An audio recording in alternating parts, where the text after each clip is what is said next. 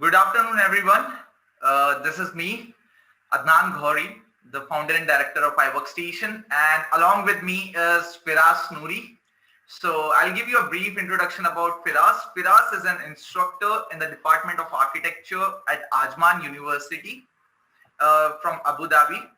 Firas Noori is also a certified Autodesk professional in Rivet architecture. He is also an educational influencer with more than 8,420 subscribers on YouTube. So if you find on YouTube, you can get a lot of videos and good content about computational design, Revit, and about BIM in his particular channel on YouTube. So welcome, Firas. We welcome you all for the iWorkstation BIM series. Appreciate it. Thank you for the introduction, Mr. Adnan. Appreciate it. Hi, everyone. My name is Firas, and I am an architect, and I'm from Ajman University, an instructor at Ajman University, UAE in Ajman. And I have a master's degree in sustainable design from the University of Sydney and another master from the University of Technology and Architecture Engineering. As my dear friend, Mr. Adnan, already introduced me, I'm also an author for a new book has been just released a couple of months for Rivet Parametric design. It's available now on Amazon, and I'm also a certified Rivet and Autodesk expert. So today I will be taking you in a quick journey in the concept or the idea of a computational design and how we can introduce ourselves to this new and important term in the architecture field. Maybe most of us will cover over the terminology of the parametric design and computational design and generative design. And this is, it's a kind of a mixed up, to be honest, with the amount of terms available and that can be dealt with during the current rapid development in the applications and the design method. And probably the best and the first actually person talked about that is, the father of the computational thinking, Seymour Papert, and the gentleman who's talked about that, or first mentioned the computational as a thinking way, not as a design, in 1980s. He was an MIT professor, and he's actually behind all the artificial intelligence revolution and also the computational thinking.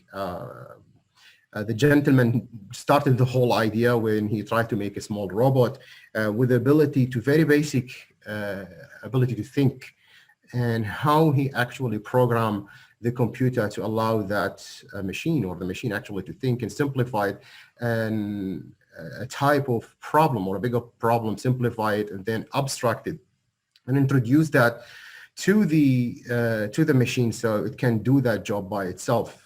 By doing this, he technically opened, a limitless science that all based on robotics, artificial intelligence, computational design, generative design, parametric architecture, all that opened by this work that he done in 1980. He passed away in 2016, and the whole thinking in a way of computational comes to the thought process involved in formulating a problem and expressing its solution in such a way that computer can effectively carry it out. So I'm trying to give you a couple of definitions, and also within the definition, I will show you and explain for you the terminology and the idea behind each one of them. So if we step a little bit forward to the architectural part of it or to the design part of it, the computational design in its first definition, it's actually, it's included or described as a design that harness the computer power and to enable the production of a multiple and complex design option. So from this definition, and I will present for you like 4 or 5 of them, and each one of them, and of course it's a fresh field, yet it's a really rapidly growth one, and you'll find lots of definition, and from each definition we can understand, or we can make our own definition actually, to try to better understand what is the whole fuss about in the field of architecture and the field of design. So if we have a look, I highlighted the keyword that I found it. It's a design harness the computer. And that's the most important part. The computational design actually have to be. There is a cases where it can be done without computer, I know, but let's say 99% or 98% of it should be or included within the computer environment. That can provide multiple, that's number one, and also complicated and complex design options. So that's a very basic lighting fixture example that I have done recently, and it's basically a rotated pieces of wood or elements around the vertical axis around the point. How far they goes, you can control that, and how high they goes, it's just a helix creation. And with a basic, very easy formula you can create, you can tell and create by using computer and endless possibilities of what you have. So of what you actually think. You just put an idea in your head. The idea is I want a vertical rotated element around a point. And that's heights of them, or those heights of them are actually different.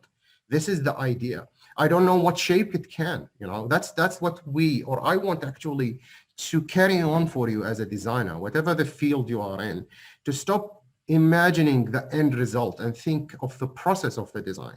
So now I don't want to imagine the end up result, but I'm saying, what if I can make a rotated element goes 360 or even more around a vertical axis, and how that could be, and what's the possibilities that I can harness.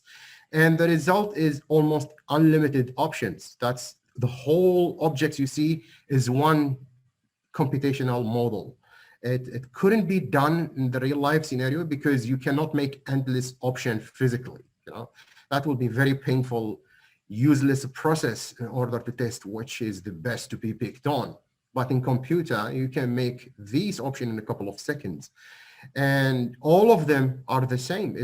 For example, in this one just rotated 360 degree, while in this one it's rotated 720 degrees. So it's 2 loops here or 3, while this one loop, and the one on the top far right is just 180, which is a half a loop. And imagine if we add, I'm talking here just to the rotation. Imagine if I change the thickness, the radius, the heights, the overall differences of the heights, like this one to make it shorter. I can include more options to get more results. So that's what I can think, that's what I can understand from this very basic definition about the computational design. A second one can tell me it's not just one algorithm, and it's not out of the shelf process, but rather, and again, I yellowed the keywords that trigger my brain to get more example to explain. It describes an approach, okay, that it can define a series of instruction and rules and relationship that actually can make me think of the steps or the procedure of the design rather than the end of geometry. And of course, it should be computable. You're going to hear those terminology. It should be a computable problem.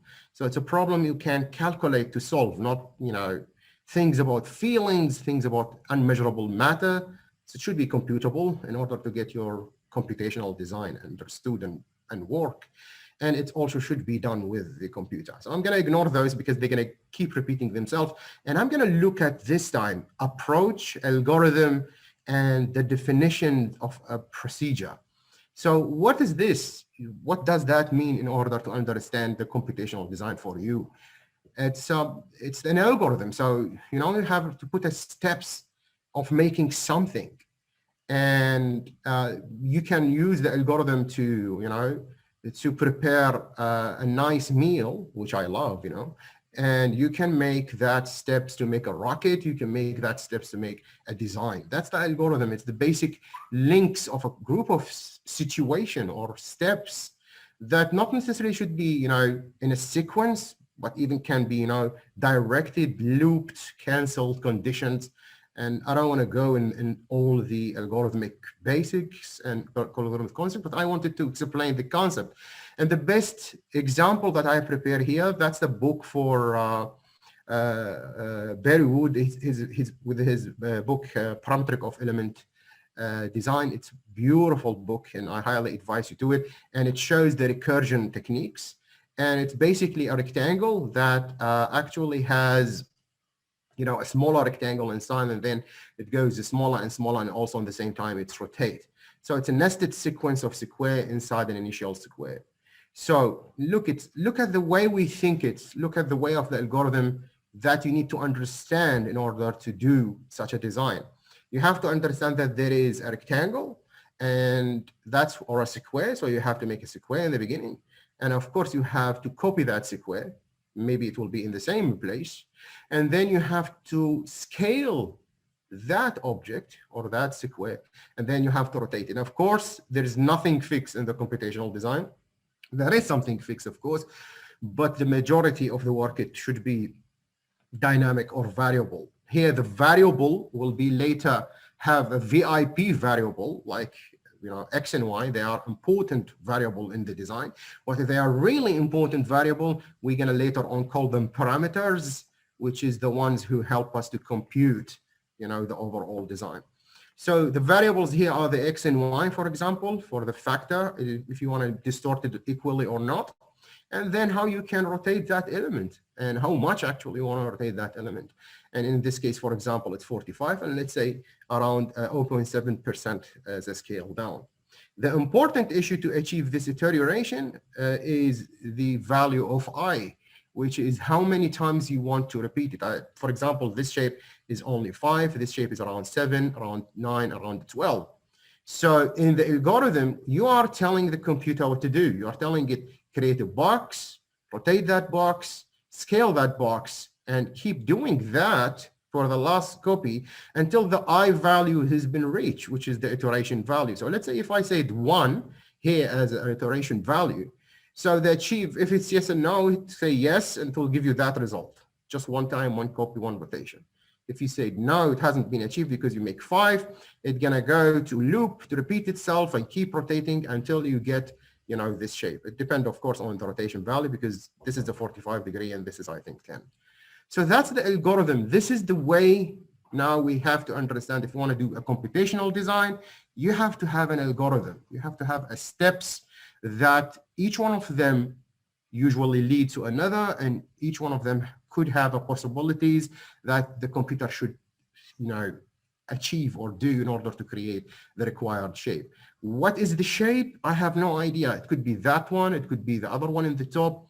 No one actually can understand exactly what the shape is, but rather we thought of the process of doing that. And a third definition, now it's said it's the happening approach that design computationally that focus on developing the process. Again, we are talking about a process or procedure that would create, not focus on the design itself, but rather it focus on the procedure of it. And of course, it have the benefit to make more money, save more money, make more time, and save the effort. And the most important thing is to create or to achieve the creativity. So now again, the concept of the procedure and the need to reach creativity. So if I think it, or if I, try to link that to the architectural way of presenting the design, you're going to see that there is a geometry, and that's the traditional way that our students show, or any architect show their concept, that they are related to the end result, not to the process of it. And even when they do that for one shot, one kill. Like if you do that for one thing that give you the object or the geometry or the final shape that happened to be existed in your brain. He is or she is describing the procedure to reach that one goal. That's the traditional thing. So he has a square, or a box, or a cuboid, whatever you want to call it, depending from the background. He chop another cuboid out of it, and then he chopped from the top one, or add another one, I have no idea. And that been displaced or moved, and that's how you get to the final result. A geometry, an O shape that's been taken small or subtracted from it, a group of L shape and another boxes, and then another part has been replaced upward, skin goes down, blah, blah, blah, all the detail. That's the end result. That's the only end up result. And you can see there is only one option, and it is, a fixed steps to reach the target. This is the traditional way of design thinking. And on the other hand, in the computational design thinking, this is why there is lots of architects and lots of theoretical and critics, they till now fighting that is it the computational design, is it a way of thinking, is it a design method, or it's just a tool? This is an important thing. And I am one of those who are in favor, of course, of it's a design method, because we have a design strategies totally different and more complicated, to be honest, and can achieve significant, much more better results rather than the traditional architectural design method. Anyway, so in this method, look at the procedure here. This is the Snowflake Tower. It's for Lava Architect, presented for the first time with Mr. Tobias Wilsa when he visited us at Ajman University. One of the few universities in UAE managed to create such a successful workshop at that time to bring one of the most innovative architects in the concept of computational design. And the gentleman came for a couple of days and he presented for us one of the way that he designed with his team, Lava Architects. He designed this masterpiece here in Abu Dhabi. That's the project is, I think it's still in concept progress.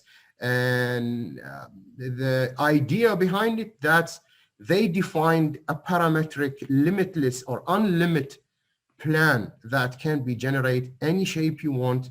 And the process or the procedure to create the plan is different from how to create the form is different, because the plan itself is not fixed.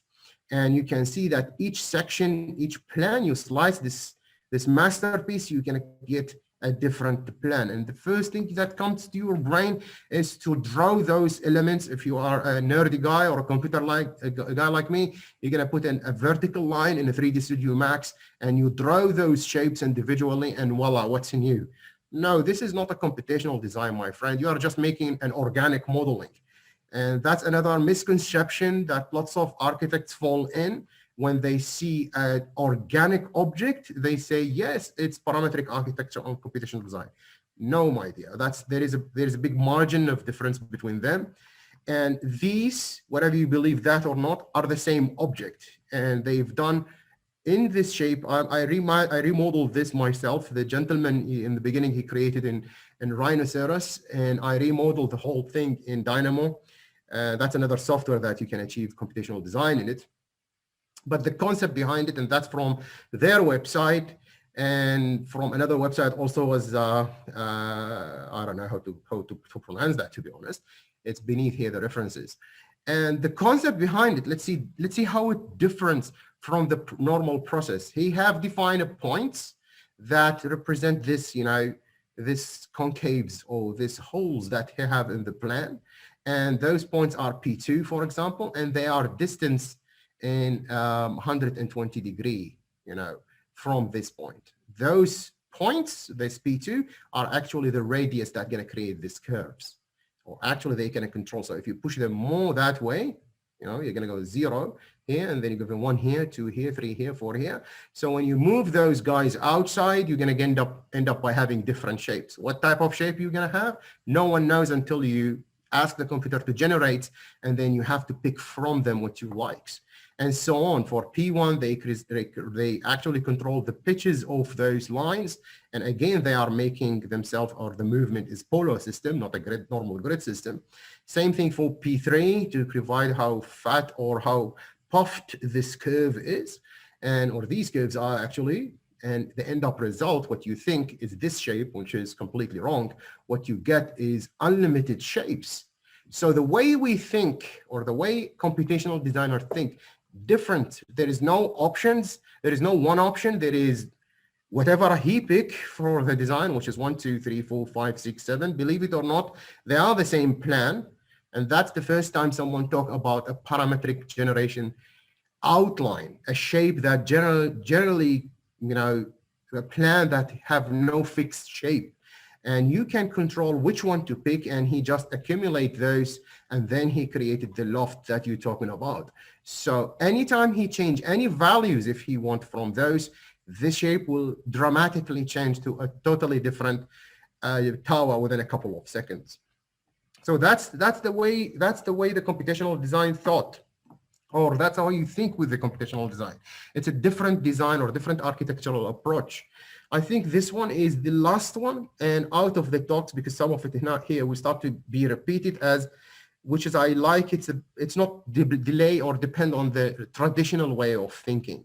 It's a computational design to enhance the process, and it must depend on encoding the design decision using a coding language. So now that definition is actually tell us that there must be a coding tool for me, which is for us, it's, they're the same thing. The coding program is the same as the programming type. And of course, you can go with a visual program, or if you are too nerdy, you can go with a textual platform. Of course, no one likes textual platform. Not everyone. Eventually, let's say, do I have to need to learn this? No, you don't need to be scared about it. But that's why they created a visual programming platform like Dynamo. By the way, both of them Dynamo. But 90% can be done in this one, which is an easy. You have an object instead of a point, which is a point that's going to create a point, and another object that can create circle for you. And the rest of the parameter, you can just add them in a fader, like a remote controller here, and you can change the design. That's way much easy. So in order to reach computational design, you have to have a visual or textual. In our case, as an architect, we really hate math for lots of reasons. So visual programming will be easier for us. It's just a matter of to let your brain fight for it for a couple of months, and then your brain start to think differently in how to program. It's not actually how to program, but how rather you design your objects based on the visual programming platforms. So what we get quickly out of those features, 2013, I didn't mention that in the previous slide, first time the concept brought to the reality by Bentley, and the software was named Generative Design commercially to the first time, even though it's been postponed to 2017 later on. Anyway, so that's the features, or that's how you can understand simply what is generative design. So the design process is defined clearly in a code, not in the designer head.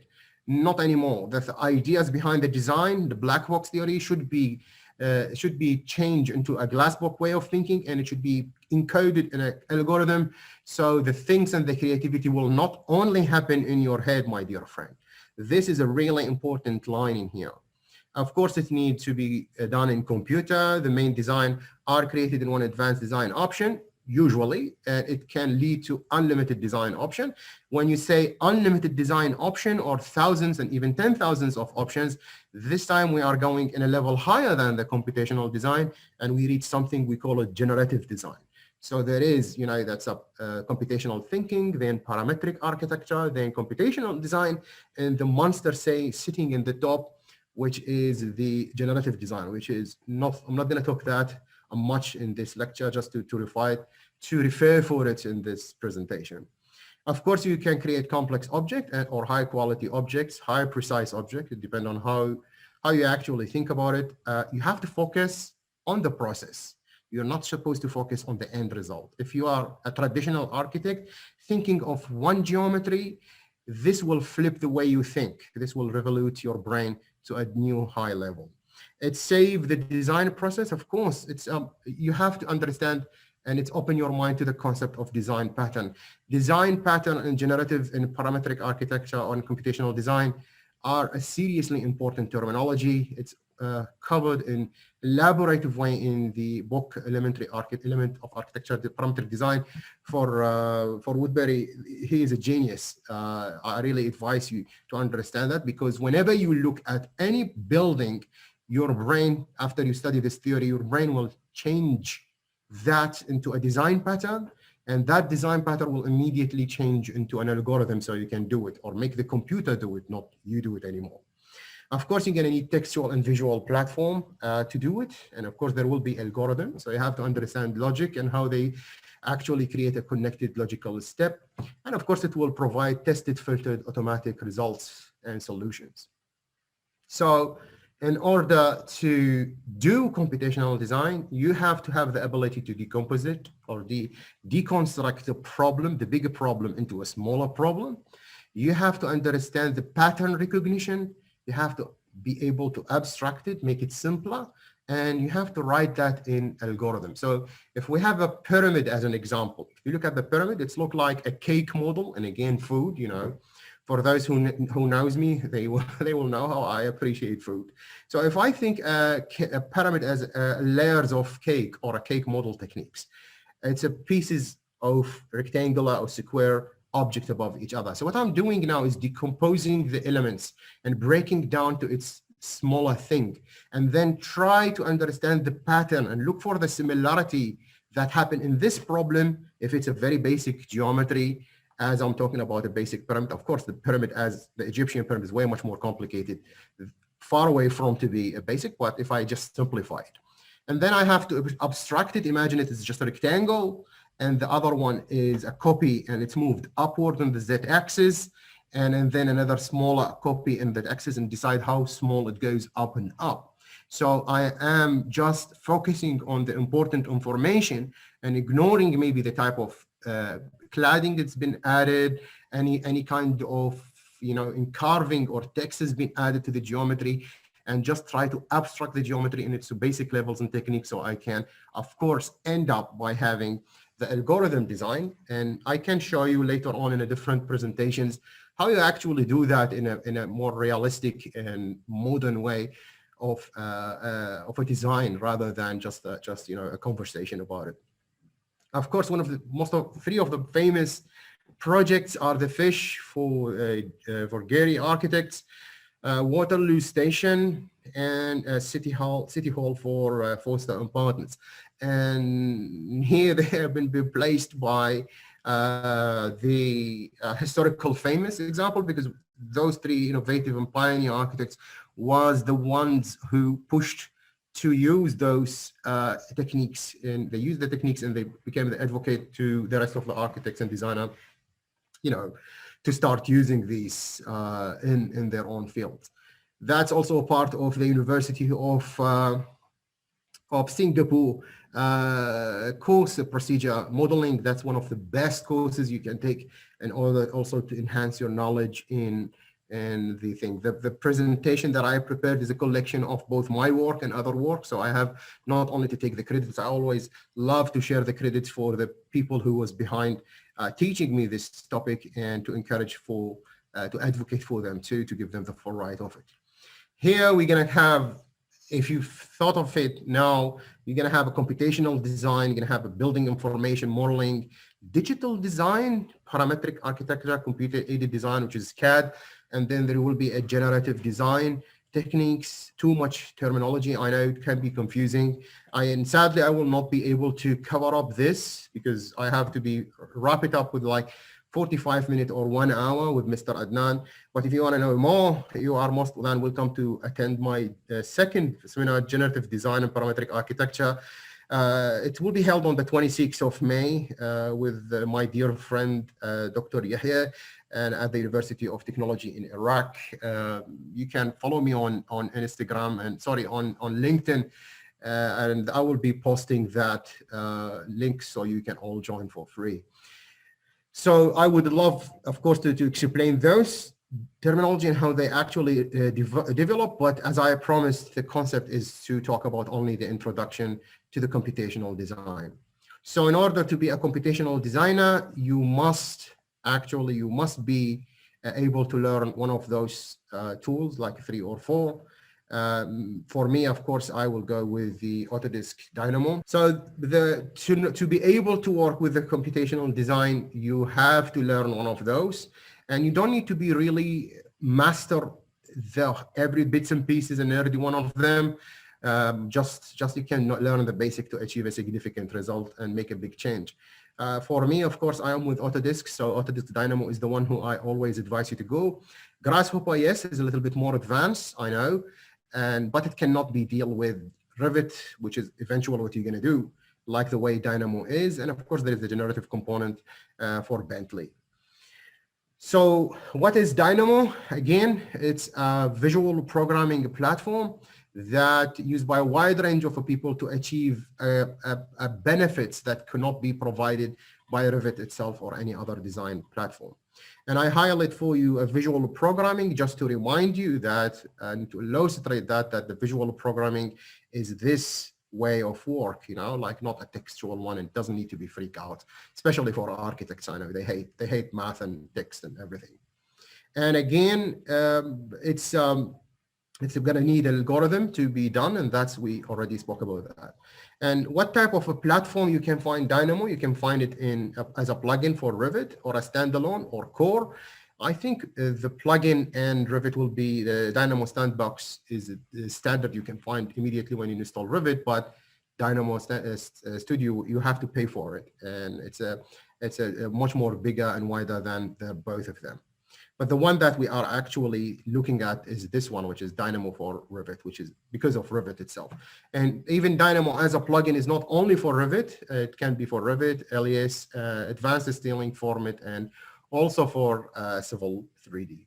So again, who you need or who actually must learn Dynamo or who must computational design, it's almost everyone. So designer, programmer, engineers, architects, and interior design and cost. And of course, they're going to achieve benefits, and I will be talking about the benefits. So now who going to use that? And we said everyone can use that. It's architect, engineers, any field.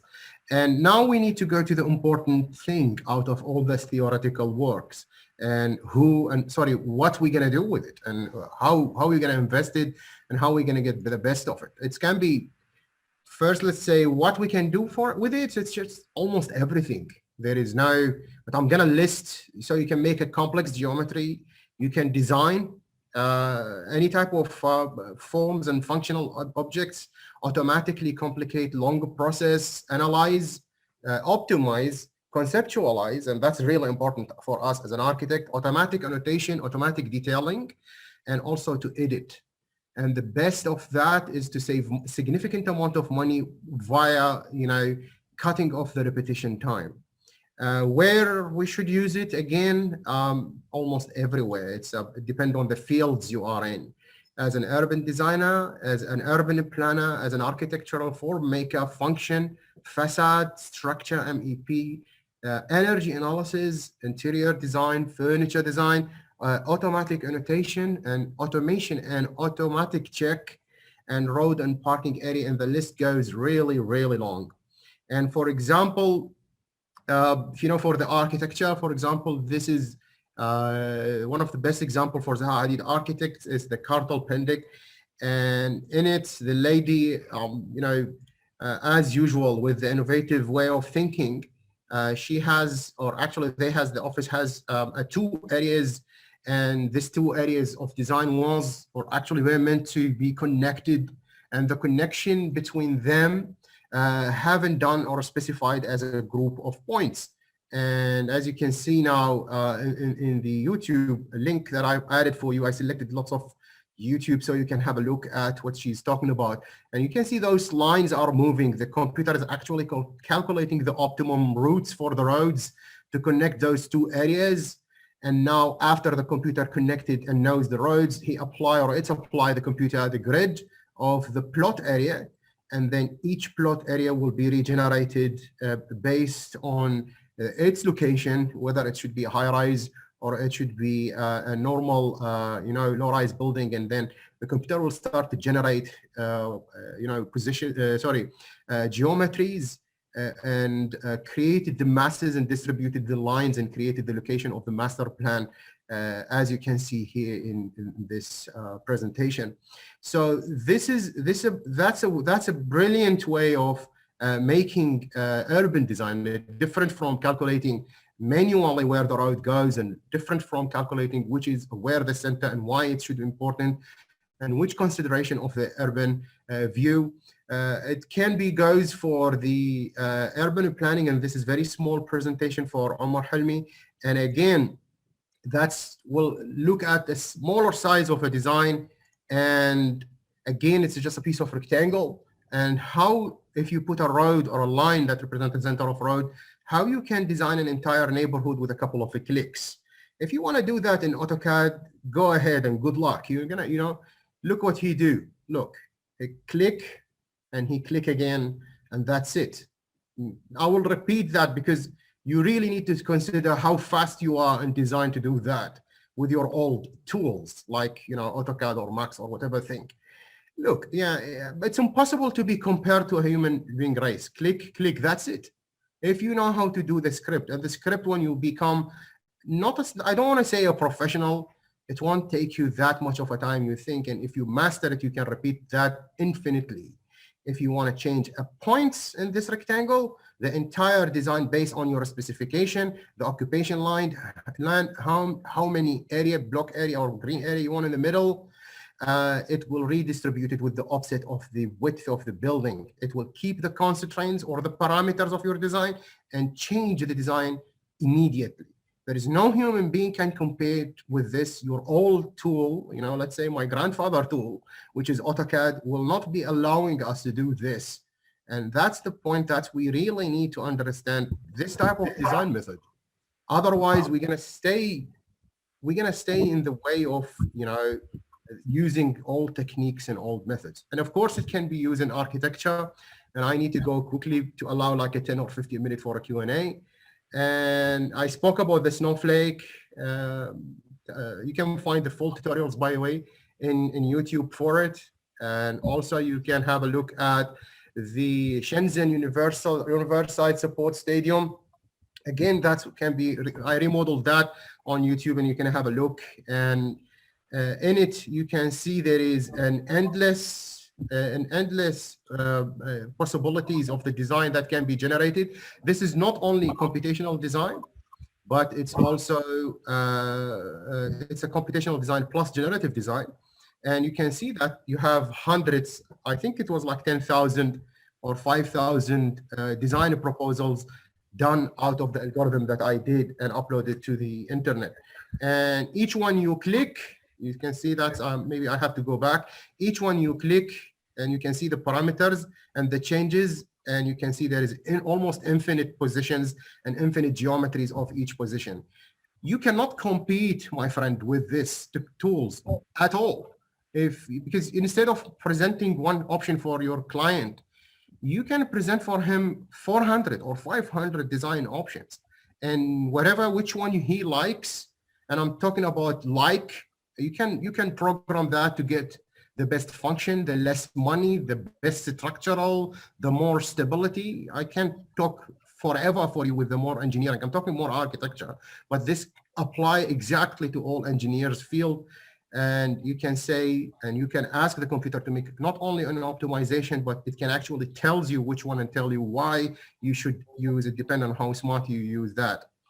And that's all again for making architecture. And the list goes on. And that's, for example, another beautiful way of showing and letting the computer design a specific area based on parameter you provide. And you can see that, changing the designer is changing the line of the lot and the design. You see that the living room dining will change automatically with it.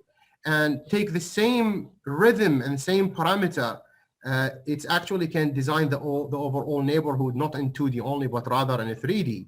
And then he takes the concept that he generated this small neighborhood to create a bigger area of a bigger planning or urban design.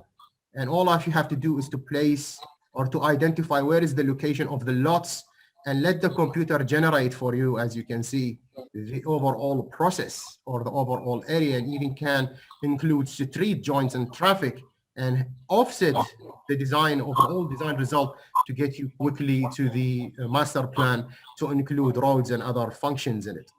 And as I said, the list, my dear friend, can go on and on. It can be used in, of course, facade design.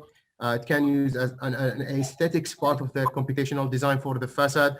Or if you are an engineer and you want to create a noise or a material or build quantities estimator, you can know how many columns you have, how many pieces of glass you have, and how much it costs you with a one click.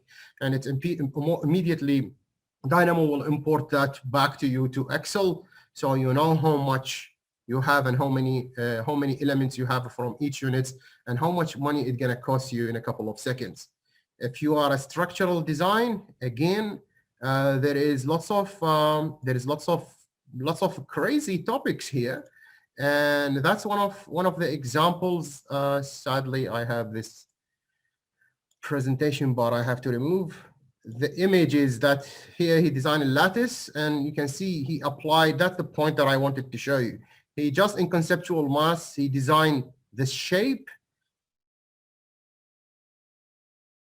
and you can see the entire structure, space framing for it in a couple of, after just one click of that, and he can get the result. You don't need to calculate that manually anymore. And that can go even for the strength of material and, testing which point it could be collapsed, or, and where is the stability point and the weak point of it. If you are an MEP, God help your soul with all these details, and knowing how each system in the mechanical or electrical or plumbing are actually overlaid or coexistence can be one of the most daunting process in the field of engineering. And of course, having the magic to clash detect and understand that if they are going to cut each other on when and how at the earlier phase of design can save a significant amount of money. Of course, energy analysis, daylight analysis. I'm running quickly because I actually run out of time.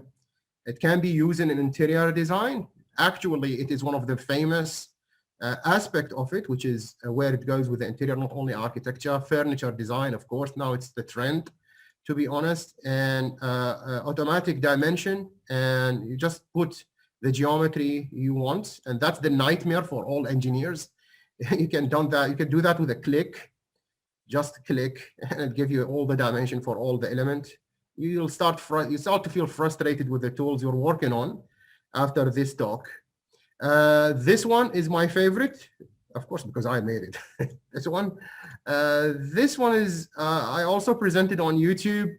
I don't know why it's not working. Come on, baby. It's just simply take any plan you do, any, and it goes and asks you what parameter you want to check. So imagine if this is a big plan for a hospital and you have like 100 or 200 door and you want to check if they are matching the municipality regulation code. So let's say the criteria is the dimension or the width of the door, for example. You can apply that for a furniture, you can apply that for a window, you can apply that for anything. Run this script, and with a one click, no matter how many doors you have, even you have 100 or 1,000, you will get a circle around the faulty door, my friend. And let me just show you. See, it can get with one click, you can just add a parameter. It can tell you that those guys are bad, those guys are good, and it can take you even further to replace the bad doors with the good doors. All right, change the dimension from 900 to 1,100, for example, to match the regulation. And you don't need to do that manually. You don't need to hold one door by another 100 door to check that manually, what you do in AutoCAD. You can calculate, check, and replace immediately. This is a time saver, knowing fire egress location and critical point, how much you build based on the site. It's all programmed, my dear friend. Clash detection, where's the HV hitting that's the fight between the ventilation and the pump, and the pipe and the plumbing design. It all can be shown for you in a 3D and can be done automatically. These are the references that I used. Maybe if you post that later and have a look, they have the full rights. Of course, I'm just resharing and give them the credit for the material plus the material that I have designed by myself. So that will be covered up, inshallah, all the copyright issues. Have any question, and I'm happy to answer. Thank you very much. Sure, Firas, sure. Thanks a lot. Firas, there's a question from one of the participant. Yes. Yeah, I'll just read it loud for you. The question is from Ayaz. He is saying like he's at a beginner level, having an experience of 1 to 2 years in the modeling field of BIM. So he's asking like whether it's good to start with Dynamo and computational design at this stage, or he should get some experience more in the BIM domain and then start working on the Dynamo or the computational design thing. Yeah. Well, first, hi, yes, how are you doing today? And that's a very important question. I answered this question on my YouTube channel. If you can go, I think the video name, this crazy video called, I think, The Fight Inside Your Brain. And that's really an important topic, because not only you, the entire universe now, all the architect, all the engineer, all the civil has been trained mentally trained to follow steps that lead to a specific target.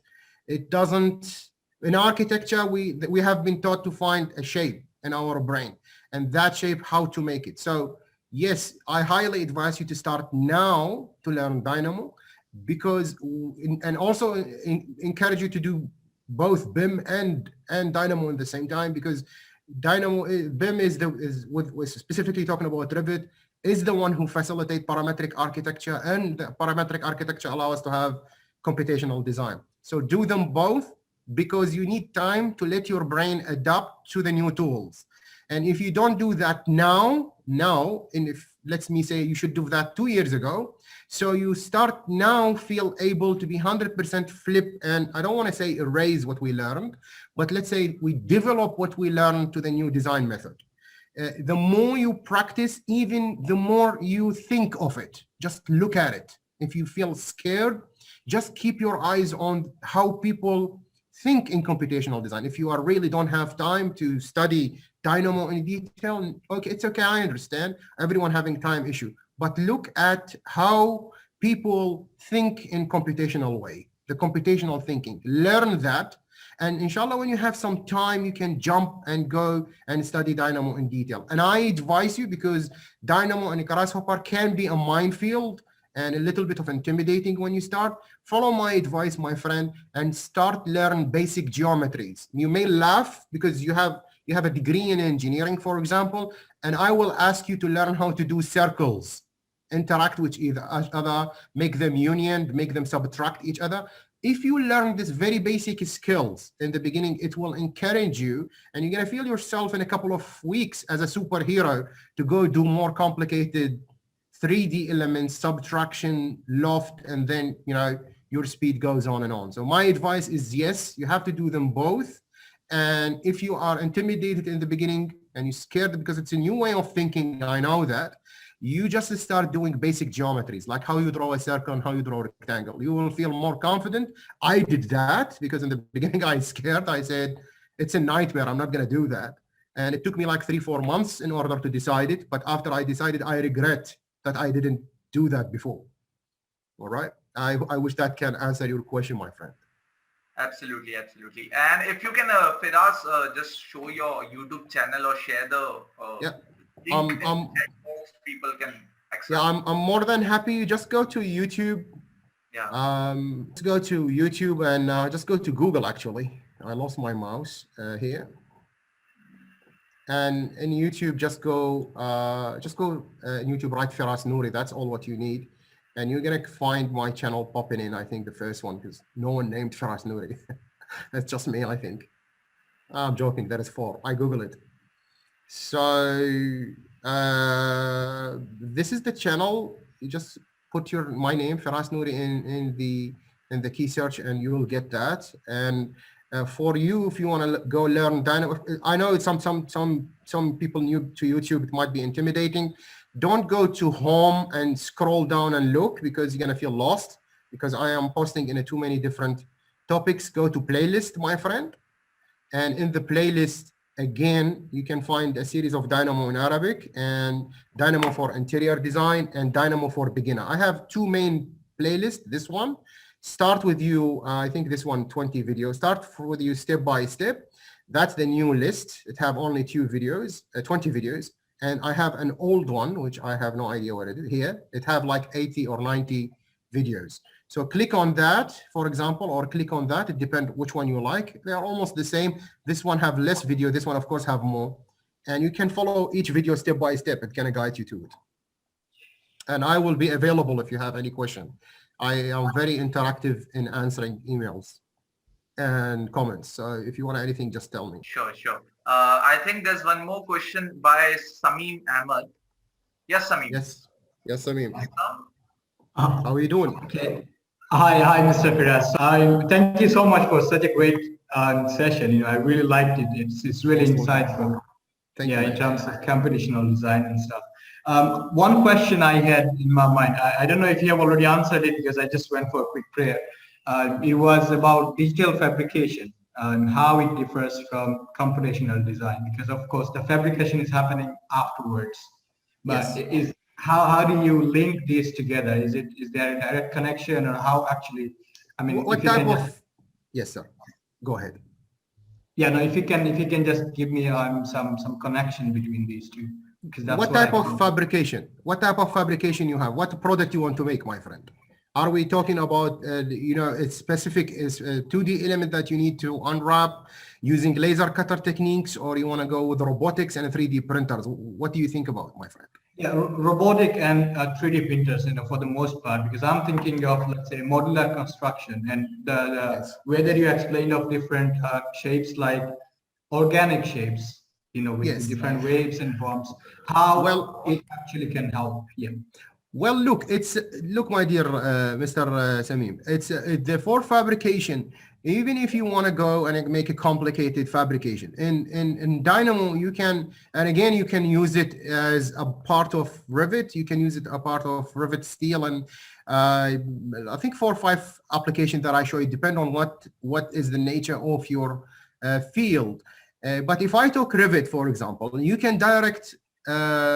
You can have lots of tools within Dynamo to control Rivet to add automatic fabrication or specify even detailed elevations or detailed elements for you. So it can change the design from a concept level to a detailed level in a couple of seconds. That's first. And I'm talking architectural wise. If you want to go to fabricating system, there is a special plugin on special steps you can use. And I can show you, I think, a couple of them available. I think I spoke of 2 or 3 in my YouTube. I'm not really quite sure. They're going to do the unfold for you. So if you want to do that in a 2D laser cutter, it can take any geometry, slice it horizontally and vertically if you want that.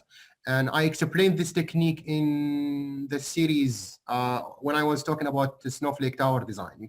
There are 12 videos you can have a look at. This is the first method. The second method, it can make the outside, so technically build the element as a horizontal element and a vertical element, and it's allow you to overlap them to create with a laser cutter to create a geometry that look like the tower you want to design, for example. Or there is another plugin. I designed this plugin. It's very easy, by the way. You can design it yourself. Or take the faces and unwrap it, and give you the unwrap, give you the overlap join and where to cut and where to scratch, so you will be able to bend to create a 3D model.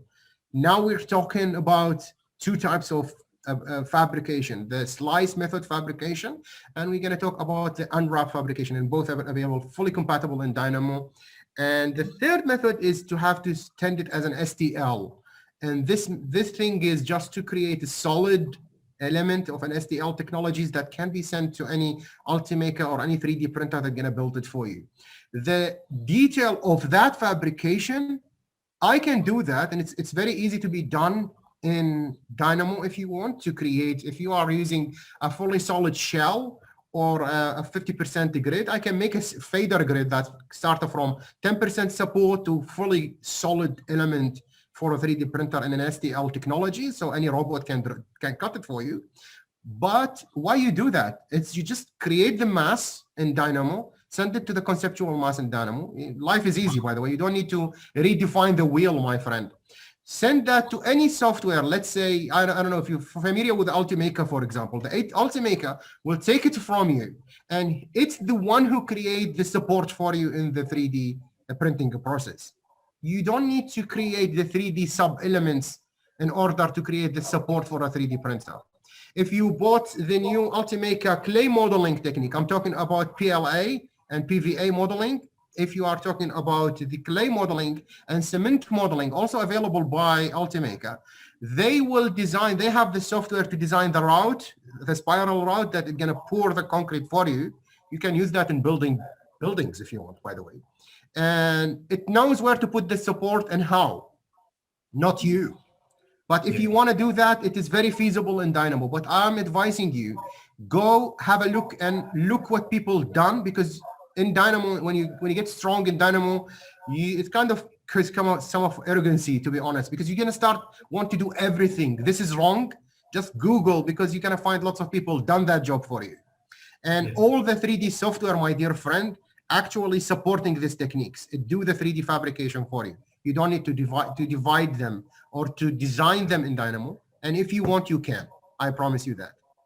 Yeah. Absolutely. Thank you very much. You brought a really good point, actually. And with that, I have another question in mind, actually. I can I'm very happy to answer. Don't want to take very happy. much of your time.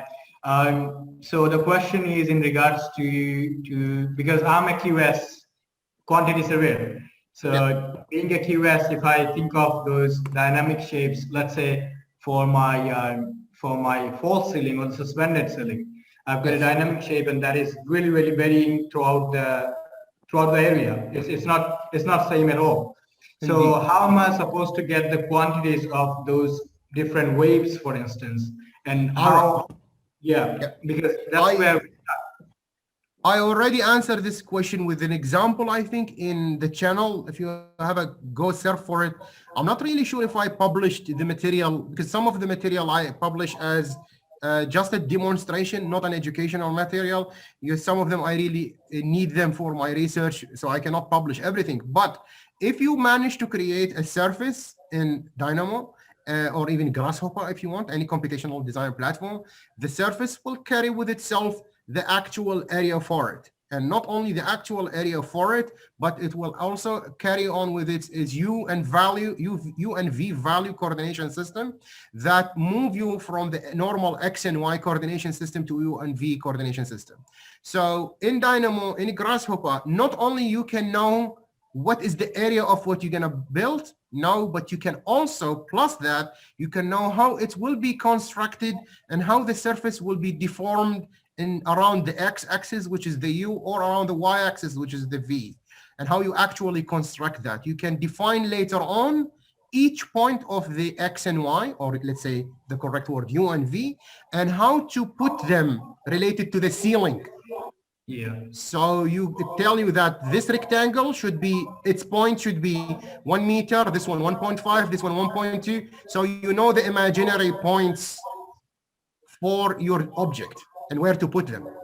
So the answer is yes, and it's very easy to be calculated within Dynamo, both as an area and also as a way, if you want to tessellate it or divide the surface into small rectangles, it will tell you where is the points for each rectangle and how you're gonna fix it. Okay, that sounds good. Thank you very much. Appreciate it. Beautiful. Most welcome, mate. Thank you, Shamim. Thanks a lot. There's one more question from Surinder. Yes, Surinder. Go ahead. Yeah. Hi, Firas. Good afternoon, and it was a very good presentation. Hi, brother. How are you? Thank you very much. Fine.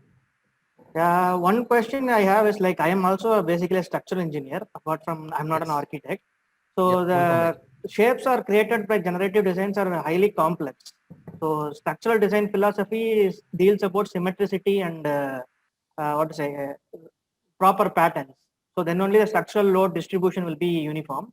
So in this case, how in the generative design created forms or shape, how to how to tackle structural engineering wise? Okay, I will ask you I will act as a structural engineer with you to answer you. But let me first say, what type of structural system are you going to use? Concrete beams, or are you going to use space framing? What are you doing? Usually framed structures. So frame structure. In a frame structure, it's even easier for you to imagine. So let's be more specific and go deeper in the structure. Are we talking about the facade itself or the floors? What do you want? The floor, the floor pattern itself is changing from every floor, and everything is. That's the terrifying part. Yeah, that's the terrifying part. And the even more terrifying part is the facade. So each one of those can be a little bit intimidating or a little ghost by itself. I know, but I would like to answer. I would like to answer that by a video. The first time I feel frustrated in my life, and I started. I said I will study computational design. I think it's a Comet. The company name was Comet, and I don't want to go YouTube because I know I have Mr. Adnan have this look on his face because that means the time is finished. I know him. I know that's when he's smiling. That means he's consolidating the theory.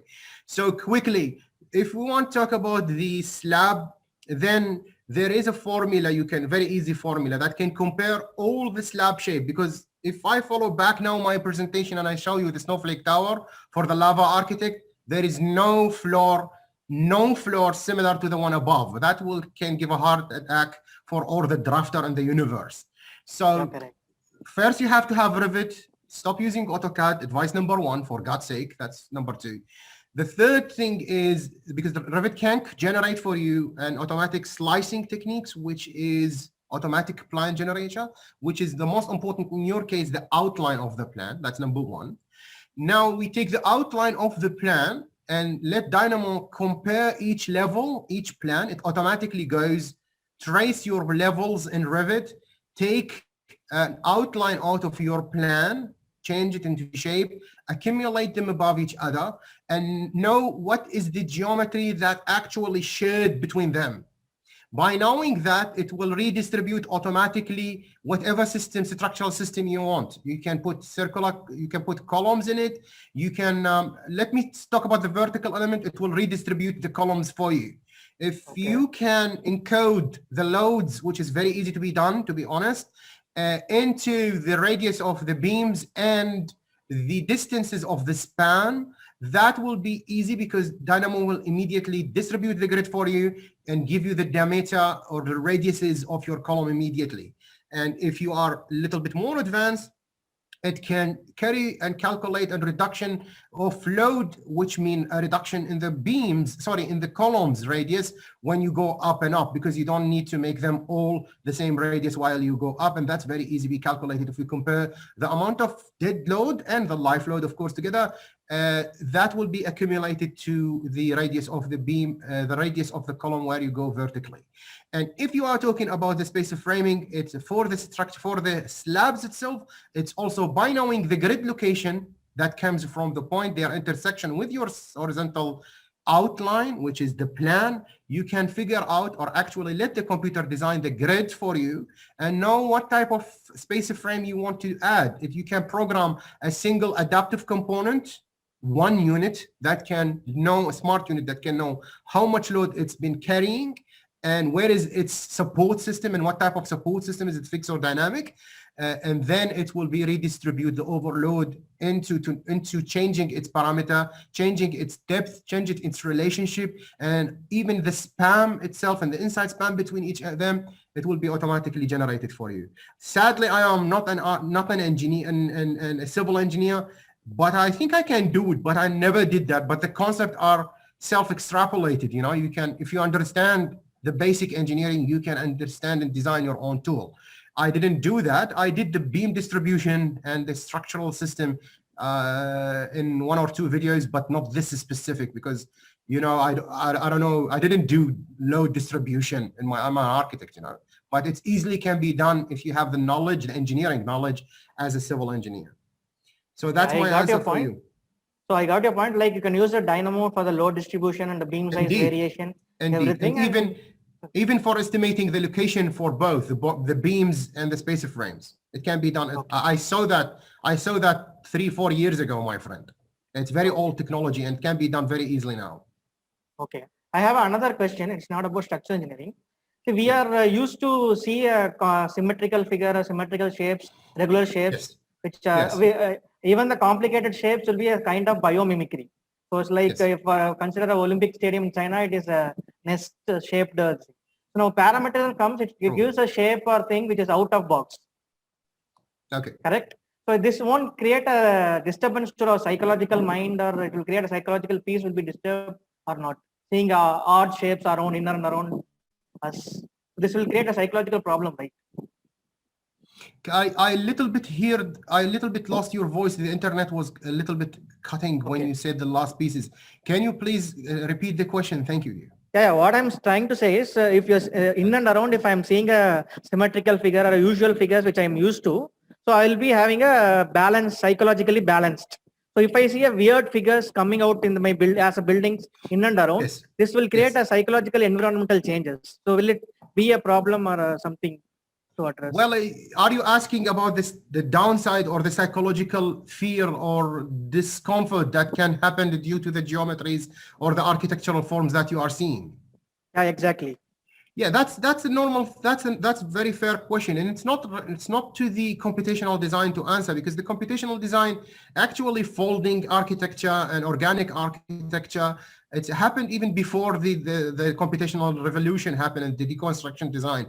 And the deconstruction design even created lots of revulsion and negative feeling with the geometries. That's true. Lots of people actually, not some of them actually, are actually hating the type of geometries because it's not natural ones.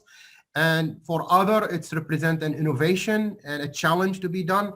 Yes, architecture can be a monster that you live and look at, and it can be beautiful. And it depends on your point of view. There is no right and wrong. This is the nightmare of all architects. There is no right and wrong in it, my friend. And yes, it's related to the feelings. You might hate it.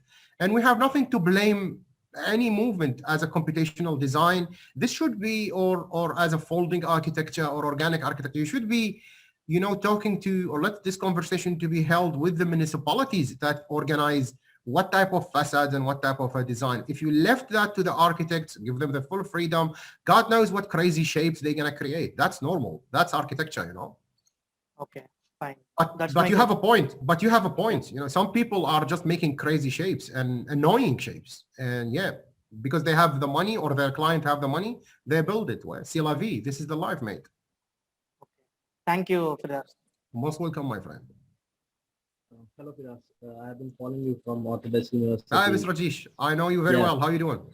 Yeah, I'm doing well. Just wanted to ask you a question. Regarding to the facade design. So I did my master's thesis on facade design. It was a bit nightmare for me to transfer my grasshopper geometry from Rhino to, kind of for detailing. So just now you said it's a nightmare. Could you just focus on that? Well, how it's not. can, Yes, go ahead. Continue. how can we kind of detail it out, the facade thing, because it's really a nightmare.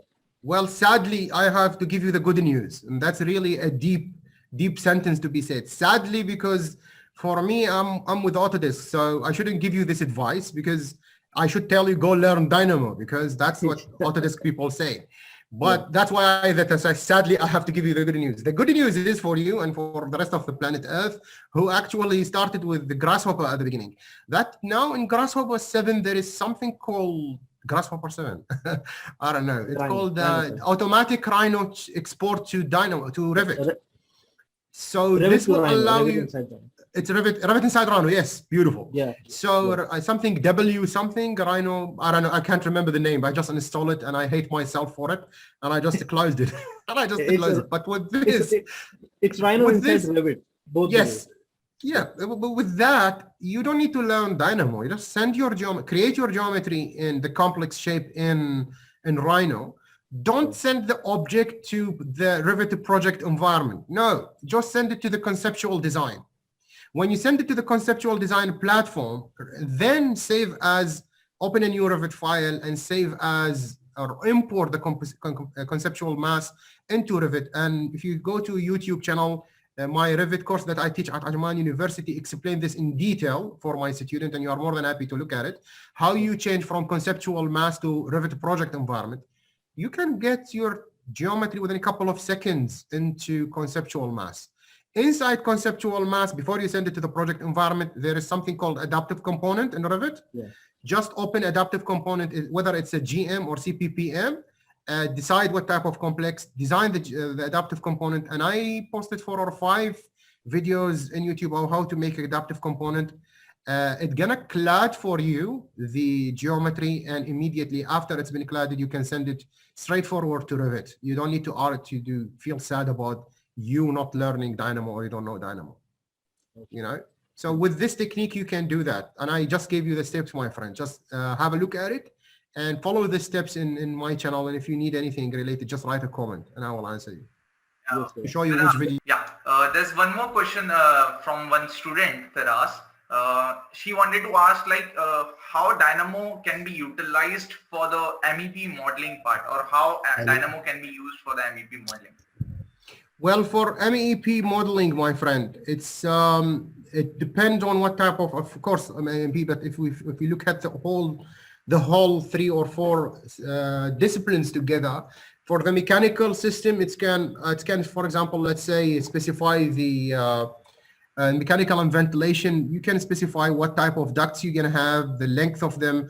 You can optimize the best point. You can add the outlet and inlets for it. automatically better than you specified manually in AutoCAD. It can calculate for you automatically duct change in width based on the specification you need. It can, which is most important, avoid the ducts movements in the 3D, not to be clashed with the other MEP component, let's say the pipes, for example, and the electrical ducts, not only changing in the ducts, but also the change in the location in the Z-axis to allow for the other elements to be passed in the location. You can imagine, you can create immediate overlap system, which is this is an important topic and easy to be done, that you can create or allow your overlay design when you create the MEP system.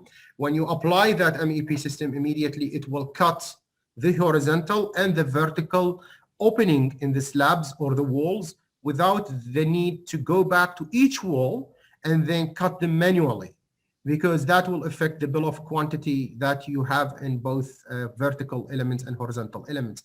So you can specify how it automatically cuts the walls, automatically cut and wear, and it's create the type of architectural fenestration or the opening you need immediately. For MEP, that's, I think, for electrical is the same concept. It can create automatic distribution. You can define the lighting fixture system also automatically if you create your own design pattern, and you can change the codes of your design into very small Excel sheet and load the Excel sheet as an algorithm inside Dynamo and let Dynamo distribute for you for each room. So you select the boundary of the room, or you select the room element in Rivet, and Dynamo will create for you the required plan or the required amount of lighting you have within your room. You don't need to distribute that manual anymore. Actually, lots of things. That's the things I'm speaking about out of the top of my head. Plus, I am not an MEP designer.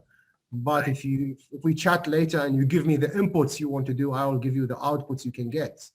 If you understand my point. But I wish that can answer your question. Right. There's actually one more question from my side, Firas. We started with generative design. There was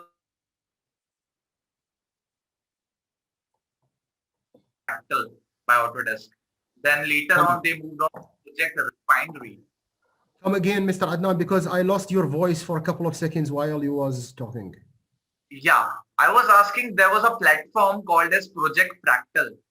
Yes. And then later on, there was another platform which was created by Autodesk that was Project Refinery. Yeah. And there was one more project which was happening a long back, that was Project Quantum. Yep. So what's exactly like they are trying to build up with the generative design tool? Is Project Quantum continued? Well, there is lots of other news. Sadly, I cannot tell you. There is lots of way much more news happening now in Autodesk. I'm attending their regular meetings because I'm part of the Autodesk expert community. We're not supposed to give details related to what they are doing. The changes they're going to bring are amazingly, really serious big ones. You should have expected them maybe probably for the next year to be shown. They're going to switch the entire work environment in a very creative way. I'm again not allowed to speak the details based on the NOC I signed with them, but I will answer your question because for Autodesk, they are an innovative people and they keep changing things in a very, very beautiful way. And the way what they did, that they are actually developing and experiencing so many types of cloud-based situation. And they start up by Project Refinery, I think, or Project Fractal, I think, and then change to Project Refinery. And they also have the Green Studio building. And this is another platform, cloud-based platform. Now they have, I think, online rendering platform. And by that, you don't need to buy a scary machine. You know, you can buy a basic machine that can run Rivet and Max, and you've done the calculation in the cloud. You pay fees, annual fees, and you do that. And they did the same thing with the Project Refinery and the Project Fractal. Let's say it's the generative design cloud-based platform. So instead of having super machine that have 6 or 7 or 8 CPUs to calculate for you for example, you put 4 or 5 criteria, let's say one of them to find the best area, the other one to find the best structural design, the other criteria is the least money. You put 4 or 5 important, which building, how you're going to distribute the floors to get the best view. You have like 7 and 8 criteria and you want to crazily design them and test them together.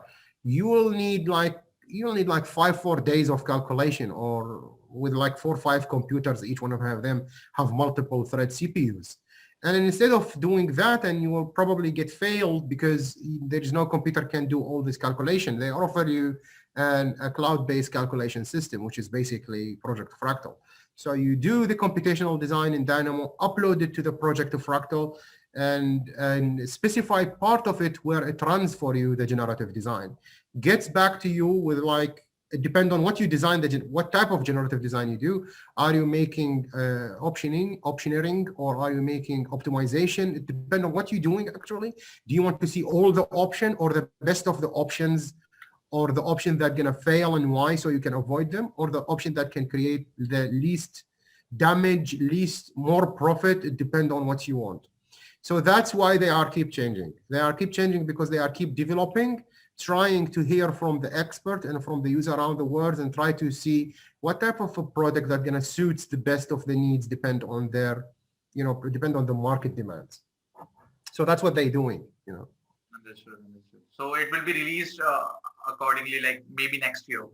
I don't have any idea about the release issue, but I think it's next year. I think. Okay. There's one more platform. But again, Project Fractal is free, by the way. It's not something secretly, or it's already released, and I think everyone can use it. Last time I used, but that's only 2 months ago. I don't know. Refinery is in beta version, but yeah, but the other one, the Project Fractal, I think it's already on. I think.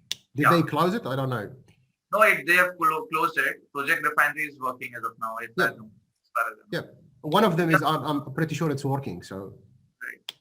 There's one more platform, if you remember. I hope you have used it for a couple of times. Flux.io. I didn't. Flux. I don't think I used it before. So it is for capturing the GIS information of a particular site. Then they actually withdraw that.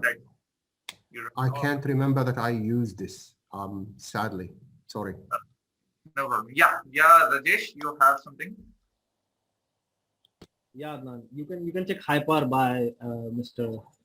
Hyper. Human. Yeah, Hyper. Right. Just to look at Hyper. Okay. Yeah, Firas, just 2 questions. Any Autodesk plugin to quickly convert scan to BIM models? I have been listening a lot that they are developing something. What type of CAD model you want to get into Rivet? No. Is it I have 2D or 3D? It's 3D. 3D. Yeah, you can import them straight to the conceptual ones, my friend. No. I'm asking you like the modeling part. Like I have a point cloud data. Yes. And I'm modeling around point cloud data. So any AI machine learning stuff which is getting converted I have no idea, to be honest. I thought you are needed this normal DWG extraction to Rivet. I have no idea. I didn't use the point cloud much. It's just one time I think I have a look at it, and sadly I cannot give you any information because I don't have, so I don't know that. Okay. Thank you. No worries. Yeah. There's one more question from Asad. He wants to ask Dynamo applications for structural engineers. I hope like Firas has already answered about it. Yep. Plus, I'm an architect, so having a few. But if you remind me on YouTube, I can do a search for you if you want, and I can answer that for you. What type of extra plugin that do the structural design? I'm more than happy to answer that. But just remind me on YouTube and keep with me, and I will try my best to answer that. Firas, just one more technical question. Go ahead. Since you're an architect, any comment on Galapagos or say the other optimization algorithms that you use? Well, they are, let's say they are the twin of Project Fractal and Project Refinery. They are doing the same thing in exactly that. There is a big competition between Dynamo and Grasshopper, Yeah. And the tools are almost identical, by the way. Grasshopper has the upper edge, indeed, because it's, I think, 2007. So it's 5 years older than Dynamo, which is 2013. And that's why it has bigger community, more tools, and wider shared material.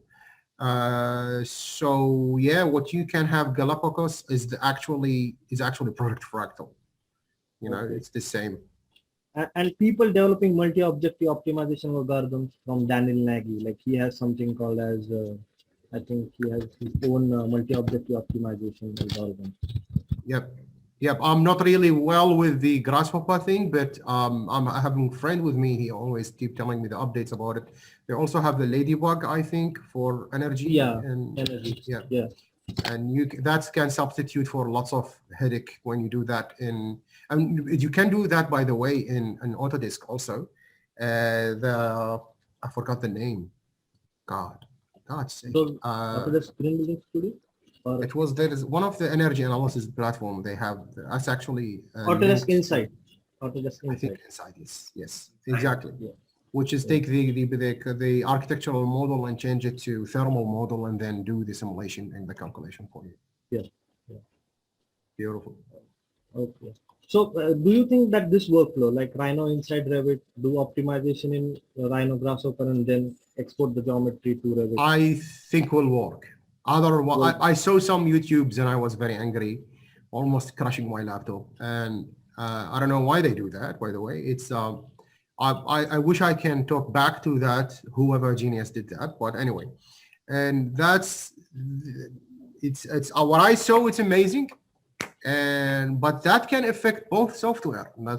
That can affect negatively, honestly, both software. And I don't know what type of things happen in their heads to make this type of cooperation. And otherwise, they should have bought the Grasshopper and saved the headache for the whole sides. Opening a collaboration between them, in my humble point of view, is not a good thing. But whatever, current status quo, the situation now is there is a link. And from the amount of videos I see, it's beautiful. Yeah. You can make lots of stuff, but it's weakly. It's going to weaken both things. Both Grasshopper has its industry. Their problem is they cannot get in detail. That's true because it is a computational design, with all my respect, located in a weak platform, which is Rhinoceros. Rhinoceros is not weak. Let me refine my statement. Rhinoceros is designed for conceptualization work. So when you want, it is not a building information tool. Rivet is a building information tool. Rhino is a CAD tool. Let's face that. It doesn't allow you to bi-directional associativity. It doesn't have automatic links. It doesn't have, this is the way it is. They did Grasshopper to give it a computational ability, not to give it a BIM ability. This is what I will try to explain in my next lecture. What's the difference between options or operating system that run within BIM platform from the operation system or sorry, the generative design platform that runs inside a CAD platform. Because now AutoCAD can run parametric design and computational design, but in a very limited way. So, you know, that's how I think it. It's, yes, there is lots of good things done, but did something out of that? No, because I'm not really in a Grasshopper thing. So I barely know how navigate through it. And I don't know how good it is because you're asking the wrong guy. I'm with the Dynamo thing. So, you know, I'm trying to learn Grasshopper, to be honest. Just you know, another question, like just 2 consecutive questions I want to ask you. The first one is like Revit, Dynamo, and C# development, like with the Revit API. Do you think it is necessary for architects to really dwell after Dynamo to C#? Like Revit API is itself a thing. First, you are asking, do people have to learn API? Yeah, like or C# or Python? Well, I tried to learn Python. At the beginning, I was very happy and I created a couple of good stuff, but then I found out that almost for the amount of type of work I'm doing, I think Dynamo is way much more good and I can do everything almost that I need, almost everything in it. As an advice, first, make yourself good in BIM. So pick Revit, and I'm sure that you're going to use Revit. I don't know. I'm betting that in India you're using Revit, right? Yeah. You don't use ArchiCAD, or you use ArchiCAD. I have no idea. No, Revit is the main. Revit. So if you are using Revit, make sure you are good at Revit. That's step one. Sadly, I cannot say step two, start Dynamo. You should start Dynamo with Revit. And because Dynamo is an open battlefield, it's open platform, so open source system. So the more you know out of the concepts, the more you can get later on out of it. So let's say first you learn Revit, second you learn Dynamo, and then see what you want to do. If you can't do it with Dynamo, that's it. Live your life. If you find something you cannot do with Dynamo, and that's happened with me, and I always say, don't rediscover the wheel. Go to YouTube. I can show you, there's lots of people can help you to answer this type of a question. Just say, I want to do a cucumber in Dynamo. There will be 4 or 5 nerdy people jumping to the conversation and tell you how you can do a cucumber. And some people are even happy to share a script to do a cucumber for you. You don't need to go design the cucumber again, And that's what happened with me. I always find a problem. I am too lazy to do Go search, very lazy person. So what I do, let me spend 5 weeks doing it in Dynamo. And I will convince myself, how about I teach myself new stuff? That's very wrong, because you're going to waste time. I know it's good to learn. Okay, but there is lots of Dynamo people who did this job you want to do. Just go search. And of course, go search in the right place. You have I think the hub, GitHub, and you have the Dynamo Premiere. And there is lots of very beautiful forum you can join, and there's lots of professionals who are very happy and willing, including myself, to answer you either via YouTube or either via the official website. See if someone else did it. Just ask them for it. Some people will share. Some people will not. It depends on if they are selling it or not. It's their own right. And if it's not there, that's the time I go tell you, okay, go try to do it in Dynamo yourself. And if it's not there, that's the time I will go to tell you to go C# or Python, try to discover your own alphabetics. Okay? I don't advise you now. I don't advise the end up result. Try learn BIM, try learn Dynamo, enhance your skills in searching in the right places, then try to do it yourself if you didn't search it. If you failed in Dynamo, that's the time to go inside Dynamo for C# API or Python to learn how to do it. But it's too early, I think. For me, I go learn lots of parts of it, but I didn't find it so much useful for me, to be honest. If I stayed the time and effort in Dynamo, I would have learned better, I think. Just last question, Adnan. Any support for multi-threading for Dynamo?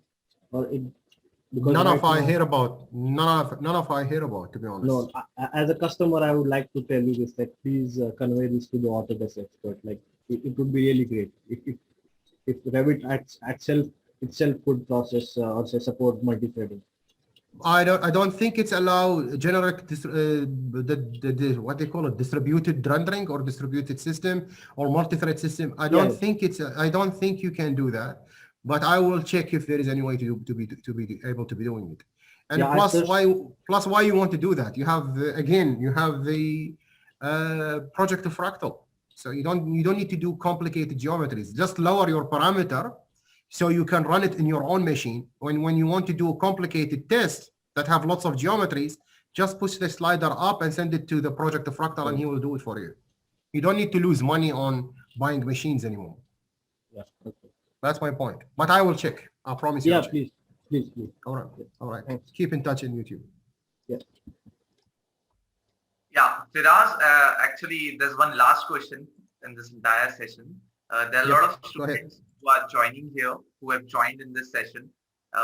During this pandemic, it's happening. Colleges are closed. A lot of things are happening around the world. And some people are trying to learn new skills also. So what would you suggest to the students if they want to enter into the BIM domain or into the computational design field? Like what would you suggest to these people, these students? Well, there is two types of learning. Either you go self-learning, discover everything by your own self, and that's a long path. Of course, it's slow. of course, but it have its own demerits. It will make you, I don't know, it will force your brain to learn everything. And this is a super important thing. And only nerdy people evaluate or value what I'm saying now. And if you are a lazy person who wants, I'm not a judgmental, but lazy here is for lots of 90% of the population of planet Earth is good. Lazy is now a compliment, to be honest, for lots of people. If you are the one who try the new generations, try to do everything very fast, and that's the catastrophic generation. That we cannot judge again. I'm trying to not to judge, but people like to do things quickly, and not in the matter of developing their own skill, but in a matter to reach the result without knowing how. I spent the entire 1-2 hours talking about making things quickly to be productive, not to make things quickly without knowing what you do. There's a big difference between the two things. But I'm not shaming anyone for trying to be good and quick paced, which is a very dangerous thing. In this case, you have to join professional educational system. You have to go enrolled in an office, you get enrolled in a teaching center and any kind of educational facilities and institute that they're going to teach you from experts straightforward. And that will fasten the process, but B-U-T, capital letter, bold, underline, italic, it will limit your ability by how good your professor is, which is again, also there is pros and cons for each method. And I think that's the answer. You either want to learn quickly, you join someone. There is LinkedIn learning system. There is lots of offices to teach you. There is lots of YouTube channel that can teach you for free. If you are enrolled in LinkedIn Premium, I think it's very, very cheap to enroll in it. There is almost unlimited courses on any topic you want. So that's my answer. You have LinkedIn, you have YouTube, you have professional people, you have institution, and you have you. If you have time, you can teach yourself whatever you want. There's no limits. Have universities also, a lot of universities in different countries like Canada. Yeah, of course. Yeah, of course. They are offering masters in BIM and postgraduate courses, right? Of course. I didn't say that because I was expecting you talking about less academic. If you want to go academic, of course, the level is up and there is, now it's online. Let's get benefit of the Corona. Sorry for that bad words that I'm saying. But now is, before a couple of years, the academic wasn't respecting online learning. And because the majority of the online learner is the people who try to avoid doing real exams and real assessment. And, there's no proof that they actually did it, whether they are a good deed or bad deed. But now the online is the trend, okay, the norm of doing things. So you have to get benefit out of this crisis, okay, which is push the limits. You can study now anywhere you like in the world. And no one can tell you, ooh, you are online learner, or your master degree online, ooh, I don't like that. No one can say that. Because everyone is now learning, almost 90% learning online. So you can benefit. If you have the money, why not? Go benefit, study everywhere you like in the world using Zoom now and get the degree from a very respectable university within a couple of years. Maximum 1.5 year masters, 1.5 year is more than enough. Yeah. People are getting educated about they can go for masters also. I think there are many courses in Canada, UK, US about BIM, but I don't found any masters or postgraduate courses in India till date. Well, so, try with AA. They have lots of good masters in this specific topic, and they have a wide range of people like Patrick Schumacher, even Zaha Hadid. She was teaching there as a joint lecturer. All the famous names are actually available in AA. So if you are talking about design, specific degree in parametric architecture or in computational design. From again, come again? The AA course which you are talking about, it's from Italy, right? Polytechnico. I think it's in United Kingdom. United. If I'm, yeah. They have the best over the world. There is Stuttgart University, I think, and I think another German one. I forgot the name. Frankfurt, I think. They also have Tobias Welser, and they also have another German. What's his name? Ashim. I think Frankfurt University. And Ashim and Tobias will serve. Both of them are I think the third and the fourth or the second or the third parametric architects in the world. They teach in this university. So of course you're going to learn from the top-notch instructor if you have. In Australia, I think there is MRIT, and I think the University of Technology. Also, they have parametric courses available now online. I don't know about University of Sydney, which is my university, but last time I checked, they don't have. I'm not pretty sure they added or not. I didn't check, to be honest. Yeah, Firas, I have done masters from ICB Stuttgart. Good. Yeah, Right. so Akim Mengis is the professor you're looking at. Akim or Ashim? Akim Mengis. Akim. Yeah, I don't know how to pronounce it. Yeah, Yeah, thank you. yeah. Finally, I know. Finally, I know what to say. Yeah. I read some of his books and some of his articles, and the gentleman is amazing. Absolutely. Also, some of you guys can look at Weimar, Bauhaus University at Weimar. Mm-hmm. Right. So is there any question from other participants, or shall we conclude this session? Yeah, I think there's no question from the other participants. Shall we conclude the session, Firas? Thank you very much. Appreciate it. Sure. Thank you very much, Firas, for taking your time actually in the month of Ramzan. And I think like you are fasting also today. And Thank you very much. Appreciate it. Yeah. Thank you. For all of us to have you on this platform. Thanks for taking your precious time and sharing your valuable information with us. Thank you very much. It's very lovely and nice to meet you all. I wish you all the best and always stay in touch. Thank you very much.